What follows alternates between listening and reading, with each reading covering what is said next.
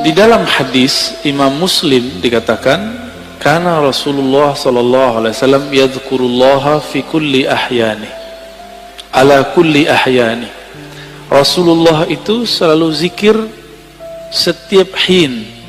Apa arti hin? Hin artinya saat, waktu. Setiap saat, setiap detik, detik per detik. Baginda Nabi Muhammad sallallahu alaihi wasallam selalu mengingat Allah. Inilah yang diwariskan oleh ulama sufi. Karena kita tidak sanggup berzikir setiap nafas, naik turun, maka dibuatlah zikir pagi sore. Berdasarkan ayat wasabbihuhu bukratan wasila, dan bertasbihlah pagi dan sore. Lalu kemudian dilatihlah qalbu menyebut nama Allah, dimulai dari 100, naik 500, naik 1000, itu latihan. Angka-angka itu cuma latihan, bukan ria.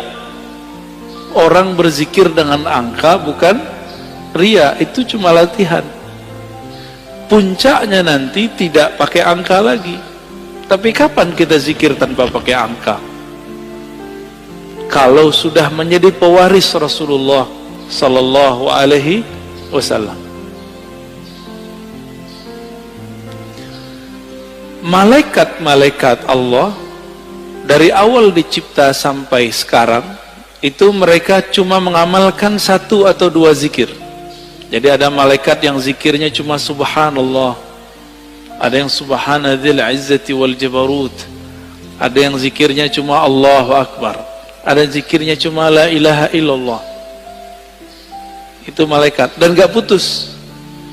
Maka di saat seseorang berzikir sebanyak-banyaknya, di saat itu sisi malaikatnya muncul. Malaikat tidur enggak? Enggak. Malaikat lalai? Enggak. Malaikat makan? Enggak.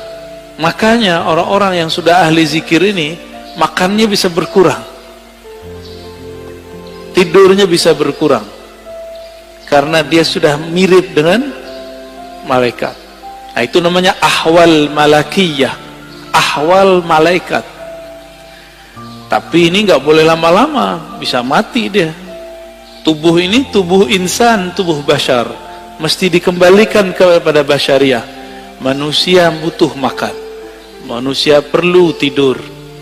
Maka Nabi SAW ketika melihat sahabat-sahabat beliau kedapatan ahwal ini, maka beliau mengatakan, ana atqakum, aku yang lebih bertakwa, tapi aku masih tidur, aku masih nikah, masih bekerja. Ya. Jadi kalau ada orang merasakan ahwal seperti ini, itu nggak boleh lama-lama. Dia harus punya guru, mursyid yang akan membimbing dia untuk masuk ke ranah berikutnya. Kata zikir artinya ada 2. Pertama, zikir berarti benar-benar menyebut Allah, ya. Kadang-kadang diartikan dengan makna yang lebih banyak, ya. Jadi ada makna secara harfiah, ada makna secara majaziyah ataupun di luar itu. Bisa jadi diartikan zikir itu salat Jumat, Al-Quran, majelis ilmu. Tapi itu penjelasan lain. Zahir dari zikrullah menyebut Allah, ya. Dalilnya di sini disebutkan ada sekitar 15. Ini baru sebagian. Lebih dari 200 ayat mengenai zikrullah, ya. Kalau lebih dari 200 berarti penting nggak zikir? Lebih penting dari umroh, ya. Tapi kenapa di musim normal orang lebih sering ngajak umroh? Kenapa banyak ustadz umroh tapi sedikit ustadz zikir? Bener.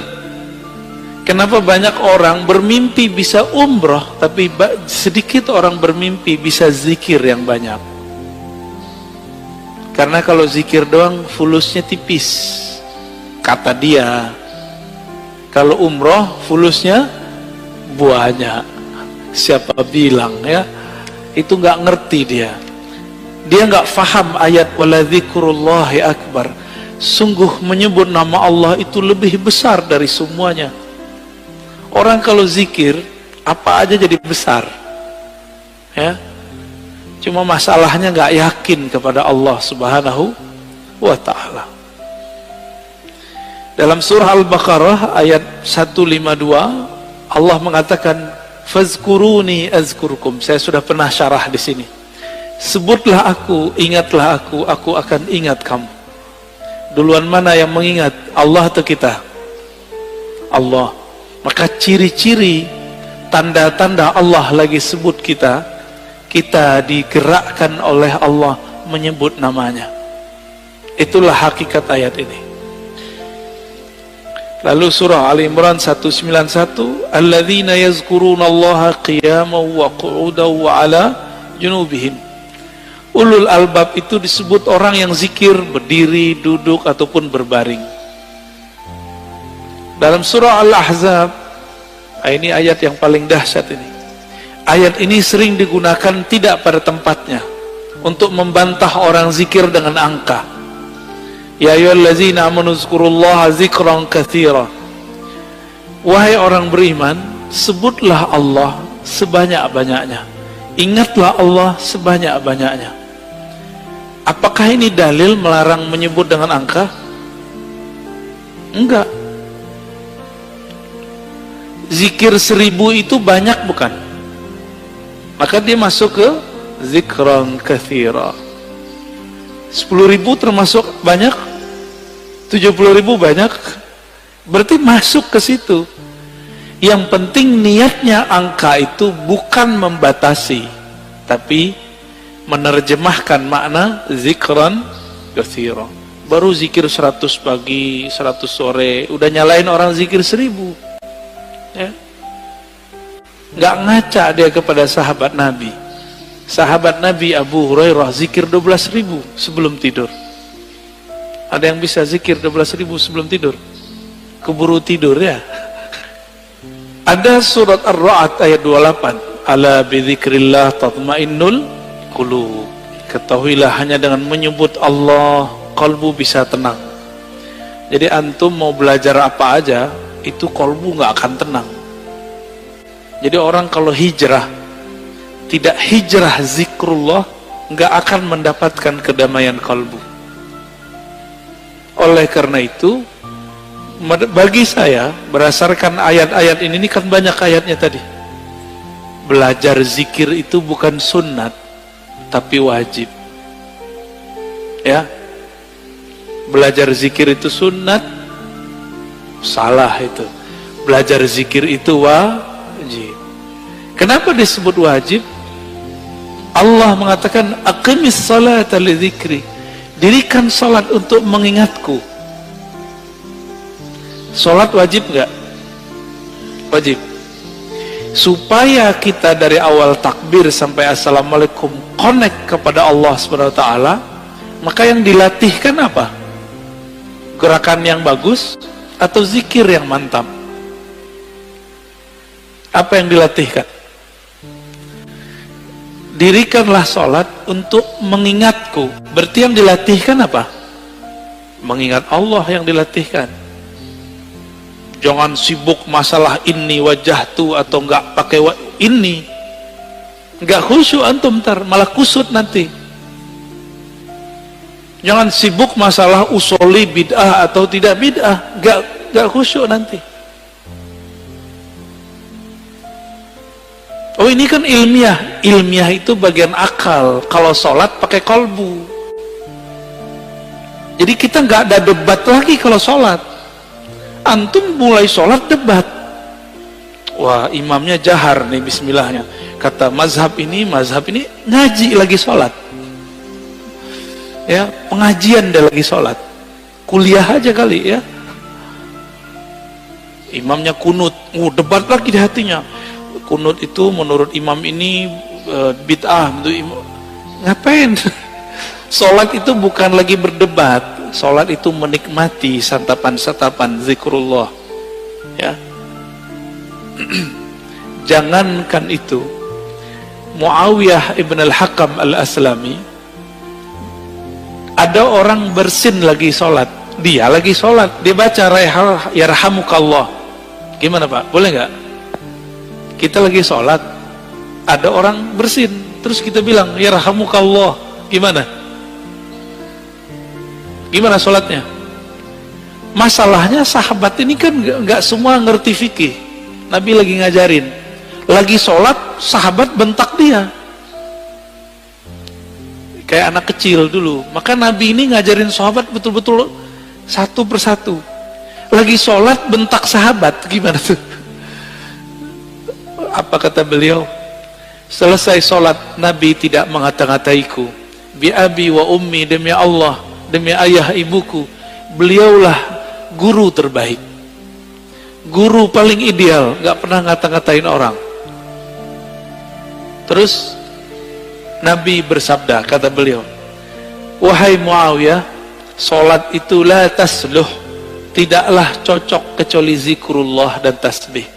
Maksudnya kamu gak usah tanggapin kalau ada orang bersin. Itu cuma nanggepin orang bersin, apalagi nanggepin orang kunut. Buat dalil lagi dalam hatinya ya, wah di mazhab gua nih nggak ada nih, nggak ngangkat tangan ah. Debat, lagi sholat debat, berdebat dengan diri sendiri. Ini kan kasihan. Ini tanda sholatnya, belajar sholatnya bukan dengan zikrullah, belajar sholatnya dengan apa? Dengan nafsu pengen berdebat ya. Kalau udah sholat nggak ada debat, nggak ada pengajian ya, ngaji nanti habis sholat atau sebelum sholat. Baik. Ini dalilnya banyak sekali ya. Berdasarkan ayat ini semua, Ibnu Abbas radhiyallahu taala anhuma mengatakan, yang dimaksud dengan ayat-ayat tadi, yazkurunallah fi adbaris salawat wa ghuduwan wa ashiyan wa kullama istayqaza min naumih wa kullama ghada aw raha min manzilih dzakarallaha katsira.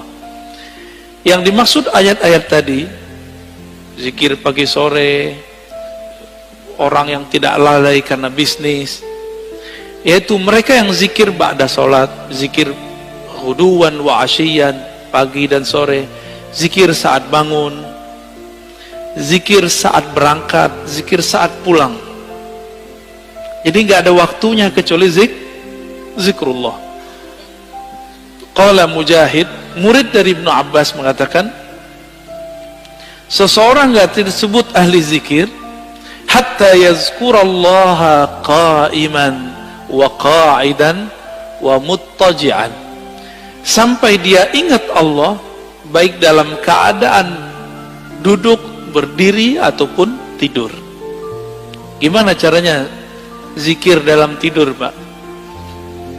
Udah ada nyoba belum? Ini aneh nih minum. Gimana cara zikir kalau lagi minum? Bismillah, itu zikir sebelum minum. Bismillah.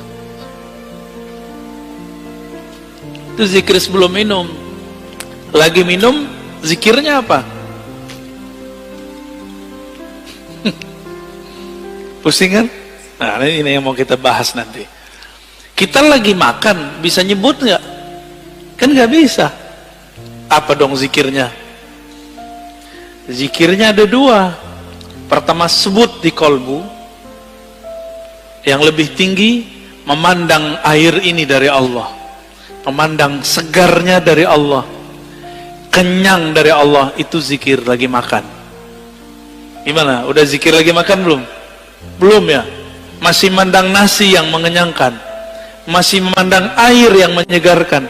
Berarti kita belum berzikir saat makan dan minum.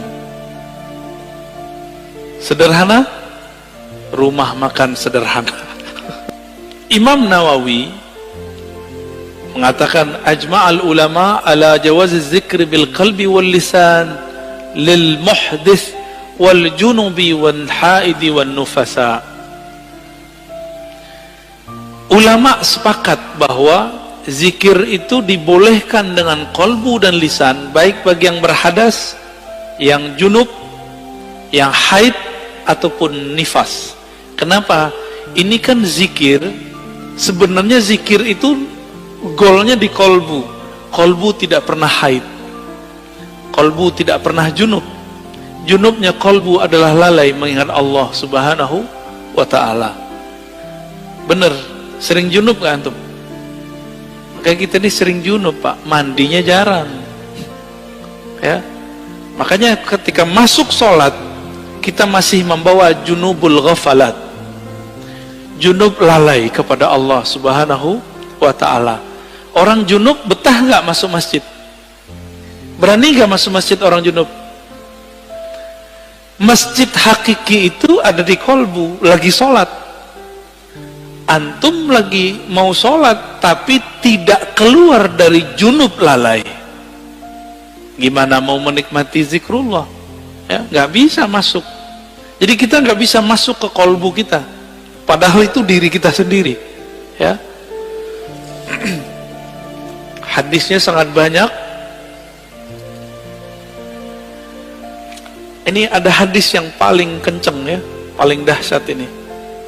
Kata Nabi, masalul ladzi yadhkur rabbahu wal ladzi la yadhkur rabbahu kamasalil hayy wal mayyit. Hadis ini riwayat Imam Bukhari ya, dalam kitab doa.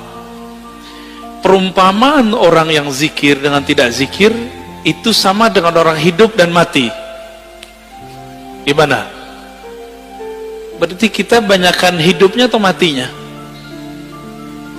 Jadi kalau hidung kita ini dibukakan rasa penciumannya oleh Allah subhanahu wa ta'ala, indera penciuman batinnya oleh Allah, kita akan mencium orang yang tidak zikir itu bau bangkai. Cuma alhamdulillah Allah tutup itu. Coba kalau dibukakan Mbak, kita setiap ke jalan kemana itu bau bangkai di mana-mana itu. Maka kita bersyukur kepada Allah, Allah tidak bukakan kasyaf yang banyak. Karena kalau kebanyakan kasyaf bisa pusing sendiri kita nanti. Maka ada beberapa wali gak berani mereka ke masjid, karena kalau ke masjid dia lihat muka orang macam-macam.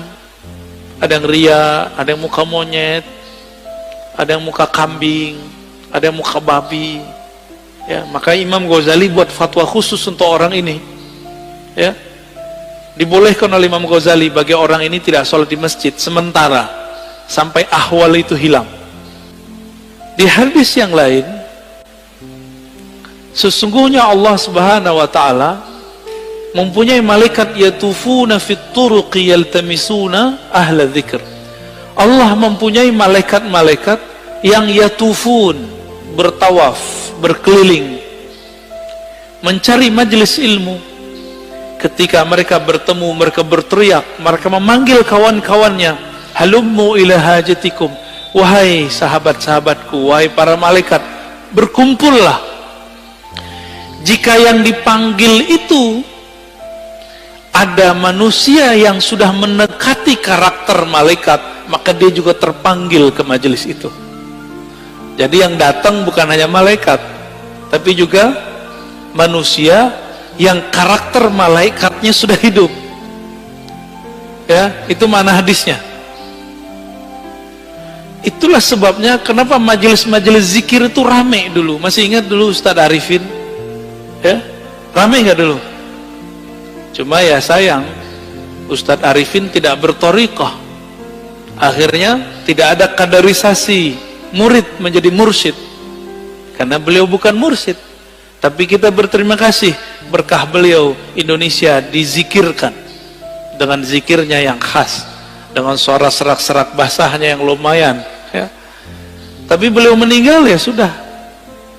Untungnya di negeri ini banyak mursyid-mursyid tarekah ya. Kita beruntung banyak mursyid-mursyid yang mereka memegang ajaran-ajaran zikrullah, meskipun dituduh ahli bid'ah, dituduh sesat, dituduh gila, mereka nggak mau hiraukan, mereka tetap jalan ya. Itu malaikat ganti shift fayahuffunahum biajnihatihim ila sama'id dunya. Ketika mereka berkumpul, itu malaikat meliputi orang-orang yang duduk di majelis zikir dengan sayapnya. Ada yang lihat gak? Antum kalau kasyaf bisa lihat. Untung tidak kasyaf, karena kalau kasyaf pasti ketakutan, ya. Itu sampai ke langit pertama, nyundul langit. Makanya malaikat dari timur, dari barat lihat, wah kayaknya ada majelis zikir nih. Mereka akan berkumpul. Kalau ada manusia, kolbunya kolbu yang sudah berzikir, dia akan ikut meramaikan majelis tersebut. Semoga kolbu kita termasuk kolbu yang sudah berzikir. Amin ya rabbal alamin. Semoga yang hadir ini dipandang Allah, kolbunya kolbu berzikir. Amin ya rabb. Lalu mereka ditanya oleh Allah, wa huwa a'lamu bihim, pada Allah lebih tahu keadaan mereka. Ma yaqulu abdi, apa yang dibaca oleh hambaku wahai malaikat? Lalu mereka mengatakan, mereka bertasbih kepadamu ya Allah, bertahmid ya Allah, bertakbir ya Allah, bertahlil. Apa kata Allah? Hal ra'auni, apakah mereka melihatku? Lalu para malaikat menjawab, tidak ya Rabb. Seandainya mereka melihat aku, bagaimana? Oh, kalau kita udah melihat Allah, antum tuh gak mau kerja lagi, mungkin gak mau nikah lagi, ya udah asik dengan zikrullah. Ini hadisnya panjang ya, maka disebut dengan humul julasa la yasqa bihim jali.